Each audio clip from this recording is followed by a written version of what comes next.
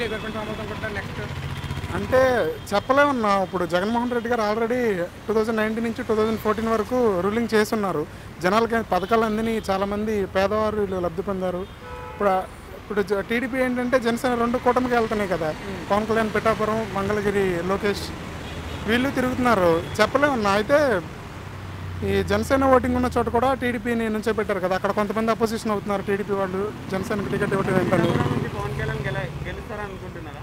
పిఠాపురం నుంచినా పవన్ కళ్యాణ్ అదే నా వంగ గీత opposition already Rajya Sabha ఎంపీగా చేస్తున్నారు. మళ్ళీ విజయసాయి రెడ్డి గారు వీళ్ళు స్పెషల్ ఫోకస్ పెట్టారు కదా ముద్రగడ పద్మనాభం వీళ్ళని బట్టి. అదే ఏం జరుగుద్దో తెలియాలన్నా. మరి యూత్లో ఫాలోయింగ్ ఎక్కువ ఉంది కదా పవన్ కళ్యాణ్. యూత్ అంటే చాలామంది ఓట్స్ లేవు కదా.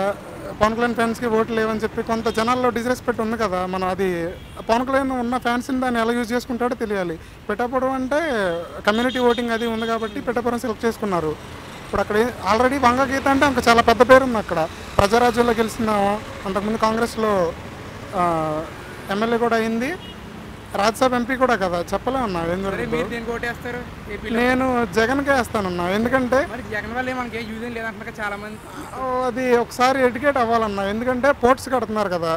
పోర్ట్స్ 4 పోర్ట్స్ కన్స్ట్రక్షన్లో ఉన్నాయి. 17 మెడికల్ కాలేజెస్ అన్నారు. 5 కన్స్ట్రక్ట్ అయినాయి, 11 రన్నింగ్లో ఉన్నాయి. 25 కల్లా ఓపెన్ చేస్తున్నారు. కన్స్ట్రక్షన్లో ఉన్నాయి కదా మెడికల్ కాలేజీలు, పోర్టులు. చూస్తే నెక్స్ట్ స్కూల్స్ బాగా డెవలప్ చేశాడు. స్కూల్స్ చూసినట్టయితే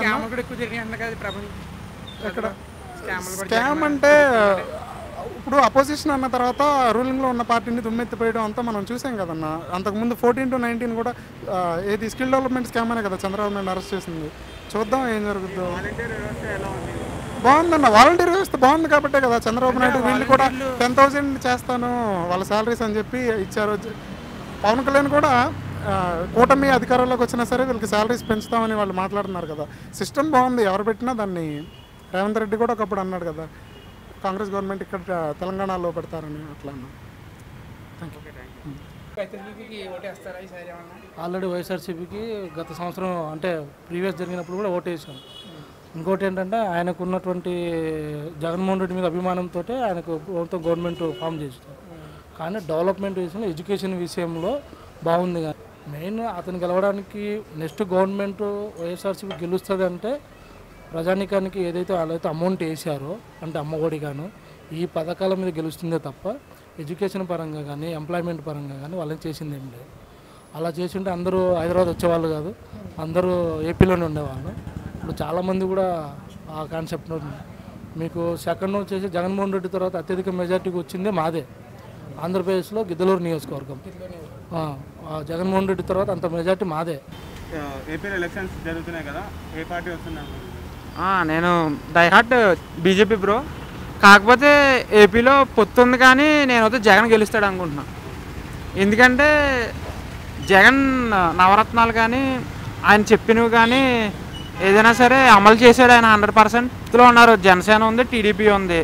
మనం ఏమి తక్కువ అంచనా వేయడానికి లేదు. పొత్తులో భాగంగా ఎన్డీఏ కూటమి కాబట్టి పైనుంచి సెంట్రల్ గవర్నమెంట్ ఉంది, ఇక్కడ తెలుగుదేశం ఉంది, జనసేన ఉంది కాబట్టి మనకి 50-50 బ్రో. కాకపోతే జగన్ ఇంకో వస్తాడో కొంచెం ఒక 30 సీట్లు ఎక్కువలో అనుకుంటున్నాం. పిఠాపురం బ్రో అంటే ఫస్ట్ భీమవరం నుంచి పోటీ చేశాడు బ్రో పవన్ కళ్యాణ్. కాకపోతే అక్కడ కొంచెం ఓడిపోయాడు.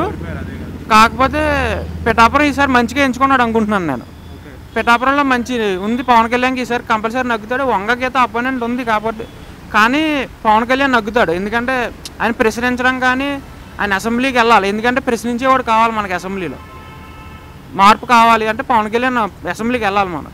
అది ఇప్పుడు చంద్రబాబు నాయుడు గారు ఏమంటున్నారు వచ్చి మళ్ళీ నేను కూడా ప్రతి ఇంటికి ప్రతి ఆడవాళ్ళకి ఇంట్లో 15,000 ఇస్తా డబ్బులు ఇస్తా అంటున్నారు. మళ్ళీ నిరుద్యోగ వృత్తికి నెలకి 2,000 3,000 ఇస్తామంటున్నారు. అంటే దీనివల్ల అప్పులు పెరుగుతాయి కదా. ఆల్రెడీ జగన్ గారు అప్పులు చేశారని చెప్పేసి విమర్శిస్తున్నారు చంద్రబాబు గారు. మళ్ళీ ఇప్పుడు చంద్రబాబు గారు వచ్చి ఏమంటున్నారు నేను కూడా నీకు మళ్ళీ 15,000 20,000 ఇస్తా అంటున్నారు. మరో శ్రీలంక అవుతుంది మొన్నటిదాకా చెప్పి మళ్ళీ ఇవాళ మరో శ్రీలంక అవుతుందని మొన్నటిదాకా చెప్పేసి మళ్ళీ ఇవాళ మీరు కూడా పథకాలు ఇస్తే రాష్ట్ర పరిస్థితి ఏంది? అభివృద్ధి ఎక్కడుంది? కేవలం సంక్షేమే కాదు ఆలోచించాల్సింది. మాలాంటి నిరుద్యోగులు చాలా మంది ఉన్నారు రాష్ట్రంలో. Please subscribe Pragna media. Please like, share, subscribe to Pragna Media. Pragna Media, please do like, share and subscribe. Please subscribe to Pragna Media. Please like, share and comment if you like the video. Pragna Media.